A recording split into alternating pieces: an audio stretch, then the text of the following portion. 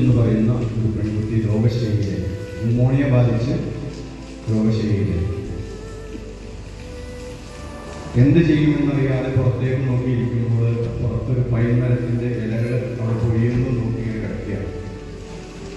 അപ്പോൾ അവളുടെ കൂട്ടുകാരിയോട് പറഞ്ഞു, ഈ പൈൻമരത്തിൻ്റെ അവസാന ഇലകൾ പൊഴിയുമ്പോൾ ഞാൻ മരിക്കും എന്ന് കൂട്ടുകാരിയോട് പറഞ്ഞു. കൂട്ടുകാരി വല്ലാത്ത പ്രതിസന്ധിയിലായി അവളെ ആശ്വസിപ്പിച്ചു. സങ്കടമായ കൂട്ടുകാരി നേരെ കൂട്ടുകാരിയുടെ ഒരു സുഹൃത്തുണ്ടായിരുന്നു, ചിത്രകാരൻ്റെ അടുത്ത് പോയി വിവരം പറഞ്ഞു. അപ്പോൾ അദ്ദേഹം ഈ പൈൻമരത്തിൻ്റെ ഒരു ഇല വരച്ചു, ഇതുപോലെ തന്നെ പൈൻമരത്തിൻ്റെ ഒരു ഇല വരച്ചു. അത് രാത്രിയിൽ, അന്നേരം നല്ല രാത്രിയിൽ നല്ല മഴയിൽ പോകുമായിരുന്നു.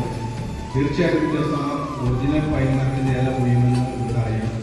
അവൾ പേടിച്ച് മരിക്കുമെന്ന് ഇവർക്കറിയാം. അന്ന് രാത്രി ചിത്രകാരൻ ഇവരുടെ വീടിൻ്റെ ജനാല സൈഡിലേക്ക് ചിത്രം കൊടുക്കണം. ഇത് കണ്ട് അത്ഭുതപ്പെട്ടു പോയി.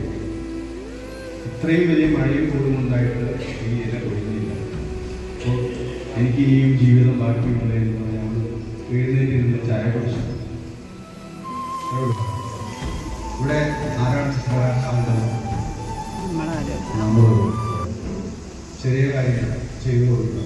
അവരുടെ ജീവിതത്തിന് കുറച്ച് സന്തോഷവും എനർജിയും കൊടുക്കുക. ഒരു പടം വരച്ചോ, ഒരു പാട്ട് പാടിയോ, തലയിലൊന്ന് തലോടിയോ ഒക്കെ നമുക്ക് സാധിക്കാം. ഒരു ചെറിയ ആശ്വാസം